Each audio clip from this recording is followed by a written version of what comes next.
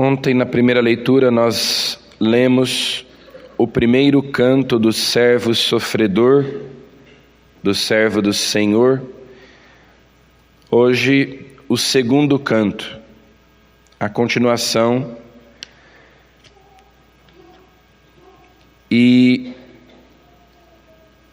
o Senhor estabelece esse seu servo como aquele que vai recuperar Jacó para ele e fazer Israel unir-se a ele. Essa é a missão desse servo de que fala Isaías, que, como nós sabemos, é uma profecia que se refere a Jesus. Ele me preparou desde o nascimento para ser seu servo, que eu recupere Jacó para ele e faça Israel unir-se a ele. Tu és o meu servo Israel, em quem serei glorificado. Mas no fim, ele diz: eu te farei luz das nações, para que minha salvação chegue até aos confins da terra. Depois, mais adiante, o profeta Isaías demonstra que é pelo sofrimento, é pela paixão, é pela morte desse seu servo que Deus vai congregar os seus filhos dispersos, que Deus vai recuperar Jacó, fazer Israel unir-se a ele, ou seja, reconciliar o seu povo consigo, e não apenas Israel, mas todas as nações serão alcançadas, serão iluminadas pela luz de Deus. A salvação de Deus chegará até os confins da terra por meio desse seu servo que há de sofrer, que há de padecer, que há de carregar sobre si os pecados de todo o povo. Minha boca anunciará a vossa justiça. É o que diz o salmo que nós recitamos, nos lembrando do primeiro canto do servo sofredor que nós ouvimos ontem. Ele vem para estabelecer a justiça, mas fazer justiça para ele não significa condenar os pecadores, ao contrário, significa torná-los justos, justificá-los. Aqueles que crerem nele, aqueles que o aceitarem como Salvador. Então, quando nós dizemos que Jesus veio fazer a justiça, ele veio antes de tudo para nos salvar, para nos tornar justos. Se nós cremos nele, se nós acolhemos a sua salvação pela fé. Obviamente também, para aqueles que o rejeitam, resta a condenação.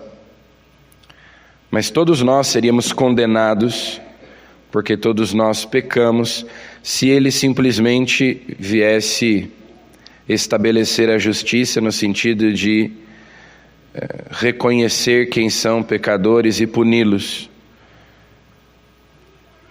Mas, no entanto, ele vem para nos salvar, para nos tornar justos, nos santificar. Essa é a sua missão, nos iluminar. Mas tudo isso, o profeta Isaías vai mostrando, só acontecerá mediante o seu sofrimento, à medida em que ele toma sobre si o castigo que devia recair sobre nós. Ele é nosso vigário. Vai aparecendo a função vicária da morte de Cristo, ou seja, ele é nosso representante e, portanto, ele toma sobre si, cai sobre ele o castigo que devia recair sobre nós. Ele morre a nossa morte. Então, ele não é apenas um substituto, como eram as vítimas dos holocaustos, dos sacrifícios do Antigo Testamento, mas um verdadeiro representante nosso, um vigário, porque ele é verdadeiro homem, e por isso ele pode se oferecer no nosso lugar. E pelo batismo nós somos incorporados a ele e tomamos parte na sua morte e ressurreição. Então por isso a sua morte tem essa função de representação.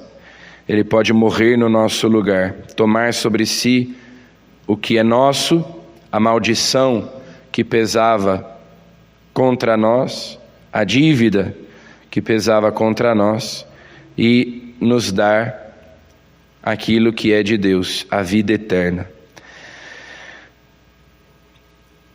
No Evangelho de hoje, ontem, Jesus estava em Betânia, entre amigos. Lembrando que Jesus já 2, 3 vezes tinha dito para os discípulos que ele morreria. E sempre que Jesus tocava nesse assunto, a reação dos discípulos era a pior possível. Agora se aproximam os dias de sua paixão salvadora. Jesus entrou em Jerusalém no domingo. Na segunda-feira ele está em Betânia, que ficava perto de Jerusalém. Era onde ele se hospedava todas as vezes que ia a Jerusalém. E ali ele estava entre amigos. É a unção de Betânia.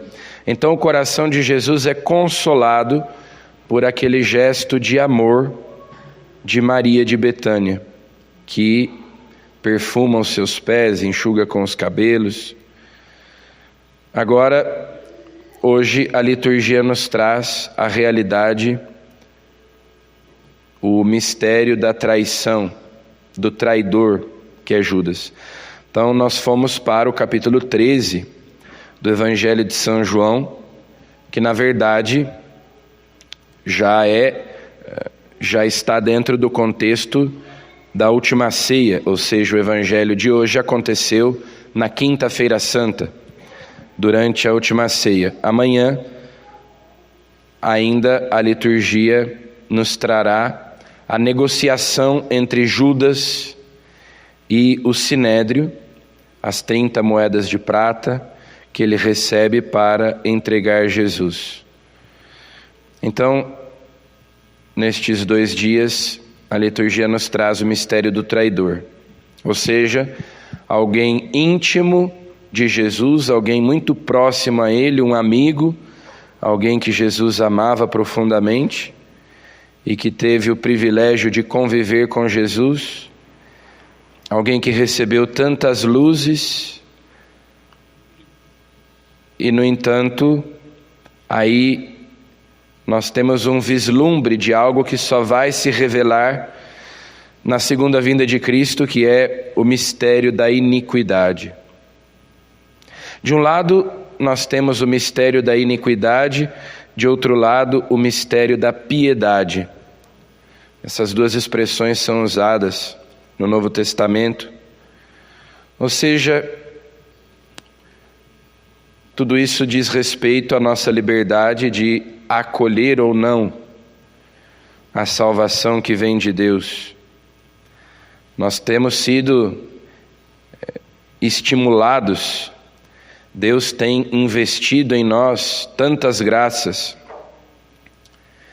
e, no entanto, nós podemos corresponder ou não, nós podemos acolher ou não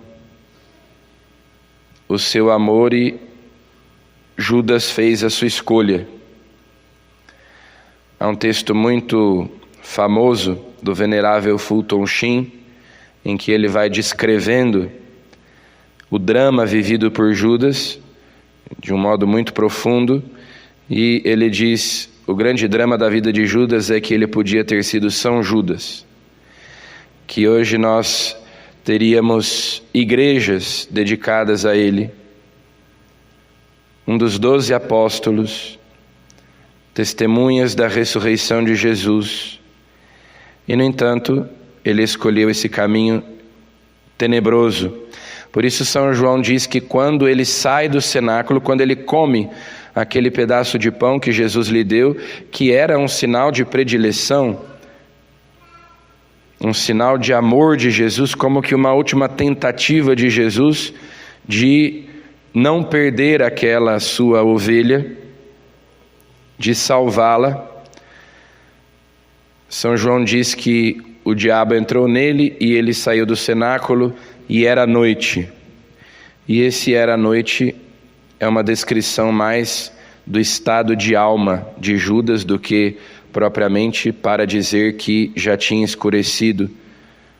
Dentro de Judas era noite, a luz de Deus tinha se apagado, o diabo tinha se apoderado de sua alma, a caridade divina já não existia nele, no seu coração.